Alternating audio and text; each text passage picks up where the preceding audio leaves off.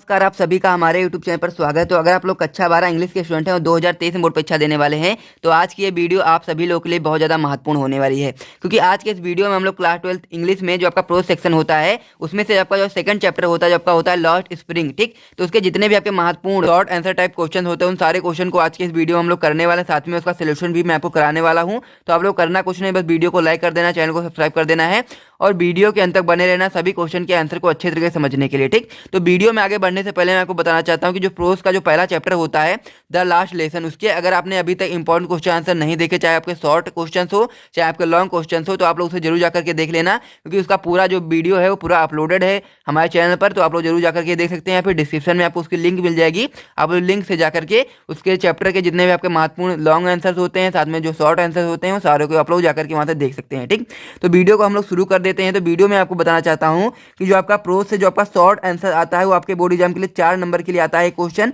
और साथ ही में आपको 2 क्वेश्चन करने होते हैं, यानी कि टोटल 8 नंबर के लिए आपको शॉर्ट क्वेश्चन देखने मिलते हैं, जिसमें अगर आप लोग दोनों को सही आंसर कर देते हैं तो आपको 8 नंबर देखने को मिल जाते हैं। ठीक, तो अगर आप लोग को 8 नंबर पक्का करना है तो आपको वीडियो के अंत तक बने रहना है, क्योंकि आज के इस वीडियो में हम लोग जो लॉस्ट स्प्रिंग चैप्टर होता है जिसके आपके राइटर होते हैं अनीश जंग, उनके जितने भी महत्वपूर्ण आपके शॉर्ट क्वेश्चन होते हैं उन सारे क्वेश्चन के आंसर को अच्छी तरह समझने वाले हैं। ठीक, तो अगर आपको वीडियो अच्छी लगती है तो आप लोग वीडियो को लाइक कर दिए, साथ में चैनल को सब्सक्राइब कर दीजिए और चलिए हम लोग वीडियो को शुरू करते हैं और एक एक करके सारे क्वेश्चन को अच्छे तरीके से समझते हैं।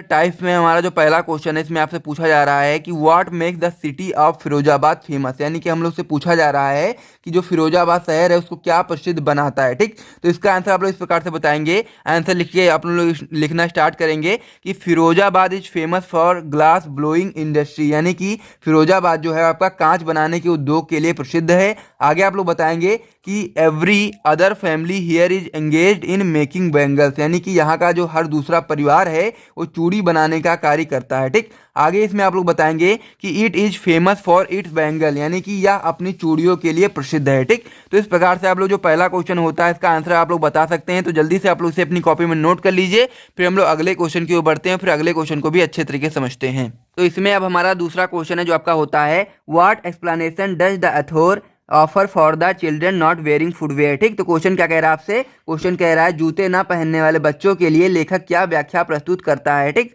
तो हम लोग को यही आंसर बताता है, यही आंसर हम लोग को इसमें बताना है कि जूते ना पहनने वाले बच्चों के लिए लेखक क्या व्याख्या प्रस्तुत करता है। ठीक, तो आप लोग आंसर लिखना स्टार्ट करेंगे। आप लोग लिखेंगे the lack of money is valid explanation, यानी कि जो धन की कमी है वो वैध व्याख्या या कह सकते हैं कि वैलिड व्याख्या है। ठीक, आगे आप लोग इसमें बताएंगे चिल्ड्रन लाइक साहब कांट अफोर्ड शूज, यानी कि साहब जैसे जो बच्चे हैं वो जूते खरीद नहीं सकते हैं। When Saheb gets a pair of shoes he wears, यानी कि जब साहब को एक जोड़ी जूते मिलते हैं तो उसे पहन लेता है। ठीक, आगे आप लोग इसमें बताएंगे कि one explanation is that it has become a tradition for them to stay barefoot. ठीक, यह एक व्याख्या है कि उनके लिए नंगे पैर रहना एक परंपरा बन गई है। ठीक, आगे इसमें आप लोग बताएंगे कि but the writer doubt it, यानी कि लेखक को, यानी कह सकते हैं कि लेकिन लेखक को इसमें संदेह है। ठीक, तो इस प्रकार से आपका जो दूसरा वाला क्वेश्चन होता है, यानी कि जूते ना पहनने वाले बच्चों के लिए लेखक क्या व्याख्या प्रस्तुत करता है, तो उसका आंसर आप लोग इस प्रकार से बता सकते हैं कि जो धन की कमी है वो वैध व्याख्या है, और साहब जैसे जो बच्चे होते हैं जो जूते नहीं खरीद सकते हैं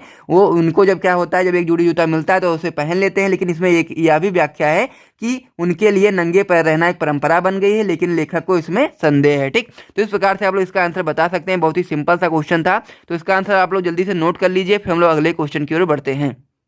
इसमें क्वेश्चन नंबर 3 है जो आपका होता है व्हाई डिड साहब join the job at the milk booth, यानी कि साहब ने मिल्क बूथ पर नौकरी क्यों ज्वाइन की। तो इसका आंसर हम लोग को बताना है कि साहब ने मिल्क बूथ पर नौकरी क्यों ज्वाइन की। तो आप लोग इसका आंसर बताएंगे, आप लोग आंसर डाल करके लिखना स्टार्ट करेंगे।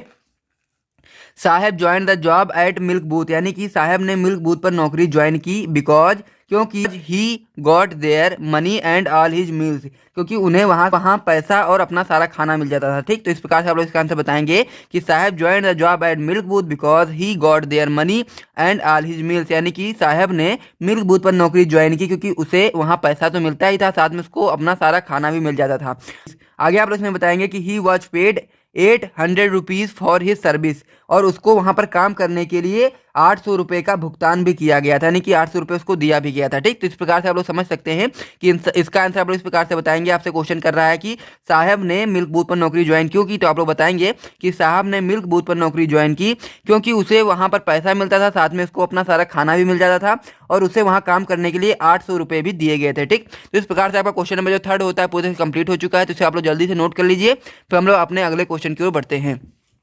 क्वेश्चन नंबर 4 जो कि आपका होता है, who was Mukesh and what was his ambition, यानी कि मुकेश कौन था और उसकी महत्वाकांक्षा कह सकते हैं, फिर हम लोग कह सकते हैं कि उसका लक्ष्य क्या था। ठीक, तो इसका आंसर आप लोग इस प्रकार से बताएंगे कि Mukesh belong to the family of bangle makers in Firozabad, यानी कि जो मुकेश था वो फिरोजाबाद के चूड़ी बनाने वाले परिवार से ताल्लुक रखता था। आगे इसमें आपसे कह रहा है कि where each family is engage in bangle making, यानी कि जहाँ हर परिवार जो था वो चूड़ी बनाने का कार्य करता था। ठीक, आगे इसमें आप लोग बताएंगे they live in half built huts and stinky lens, यानी कि वे आधी अधूरी झोपड़ियों और बदबूदार गलियों में रहते थे। ठीक, आगे इसमें आप लोग बताएंगे कि on asking Mukesh says I will be a motor mechanic, यानी कि पूछने पर मुकेश कहता है कि मैं मोटर मैकेनिक बनूंगा। आगे इसमें आप लोग बताएंगे कि I will learn to drive a car thus he want to be his own master, यानी कि वो कहता है कि मैं कार चलाना सीखूंगा, इस प्रकार वो अपना आपका कह सकते हैं अपने आप का स्वयं मालिक बनना चाहता है, फिर हम लोग कह सकते हैं स्वामी बनना चाहता है, या फिर हम लोग कह सकते हैं कि वह इस प्रकार अपने आप का स्वयं का मास्टर बनना चाहता है। ठीक, इस प्रकार से आप लोग इसका आंसर बताएंगे। बहुत ही सिंपल सा क्वेश्चन था आपसे जो कि पूछा जा रहा था कि हु वाज मुकेश, यानी कि मुकेश कौन था, and what was his ambition, और उसका लक्ष्य क्या था। ठीक, तो उसका लक्ष्य क्या था वो आप लोग बताएंगे कि जो मुकेश था वो एक चूड़ी बनाने वाले परिवार से ताल्लुक रखता था जो कि फिरोजाबाद में रहते थे, और वहाँ का जो हर परिवार था, हर दूसरा परिवार वो चूड़ी बनाने का कार्य करता था। लेकिन जो मुकेश का सपना था वो क्या था, वो मोटर मैकेनिक बनना चाहता था, वो कार चलाना सीखना चाहता था। तो यही सारी चीज़ें थी मुकेश के एम्बिशन के बारे में। ठीक, तो इस प्रकार से आप लोग क्वेश्चन नंबर चौथे को भी अच्छे तरह से नोट कर लीजिए। फिर हम लोग अगले क्वेश्चन की ओर बढ़ते हैं।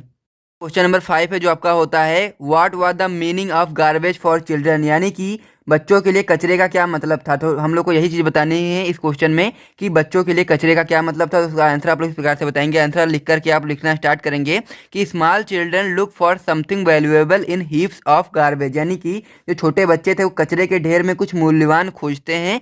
तो आगे आप लोग इसमें बताएंगे they expect to get some coin note or a valuable thing in it, यानी कि वो क्या करते हैं, वो उसमें कुछ सिक्का या फिर नोट या फिर कुछ अन्य मूल्यवान वस्तु की पाने की आशा रखते हैं।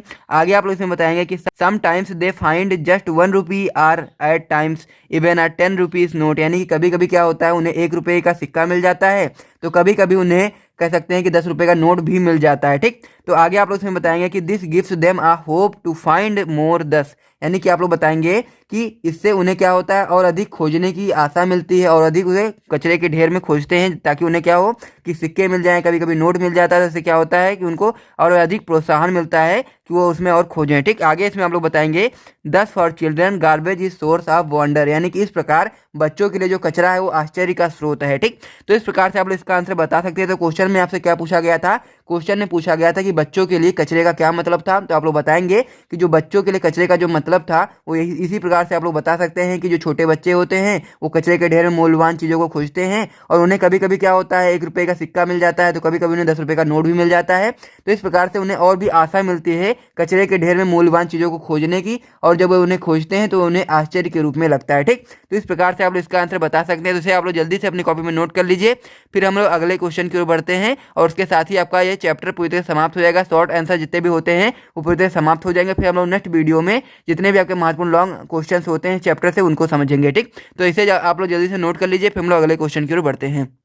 क्वेश्चन नंबर 6 है जो आपका इस चैप्टर का लास्ट क्वेश्चन होने वाला है। तो ये क्वेश्चन बहुत ज़्यादा महत्वपूर्ण है। तो क्वेश्चन आपका है what was the important of garbage for children in Seemapuri. ठीक, तो इसका क्वेश्चन क्या कह रहा है आपसे, क्वेश्चन कह रहा है कि सीमापुरी में बच्चों के लिए कचरे का क्या महत्व है। ठीक, तो ये जो क्वेश्चन है क्वेश्चन नंबर 5 पे जैसा ये क्वेश्चन है थोड़ा सा डिफरेंस है। तो इसका आंसर आप लोग इस प्रकार से बताएंगे। आप लोग लिखेंगे कि सीमापुरी इज अ स्लम इन दिल्ली, यानी कि जो सीमापुरी है वो दिल्ली की एक झुग्गी बस्ती है। आगे आप लोग इसमें बताएंगे कि children of Seemapuri and their parents are rag pickers, यानी कि जो बच्चे हैं साथ ही में जो उनके पेरेंट्स हैं सीमापुरी में वो कूड़ा बीनने वाले हैं। ठीक, आगे आप लोग इसमें बताएंगे for adult rag picking was only a means of survival, यानी कि जो बड़े हैं, बड़ों के लिए जो कूड़ा बीनना है वो जीवन यापन का केवल एक साधन है, लेकिन जो छोटे बच्चे हैं, आगे आप लोग इसमें बताएंगे, but for children a lot of excitement was associated with the same, for they often found unexpected things as a 10 rupee note in the same, यानी कि आप लोग बताएंगे कि लेकिन बच्चों के लिए इससे बहुत उत्साह जुड़ा हुआ था। यानी कि क्या था कि जो कूड़ा बीनना था वो बड़ों के लिए तो केवल एक जीवन यापन का साधन था, लेकिन जो बच्चे थे उनका इनसे बहुत ही बड़ा उत्साह जुड़ा हुआ था, क्योंकि उन्हें अक्सर इसमें 10 रुपए के नोट जैसी आश्चर्यजनक चीज़ें मिल जाती थी, जिसकी वजह से ये बहुत ज़्यादा उत्साहित हो जाते थे।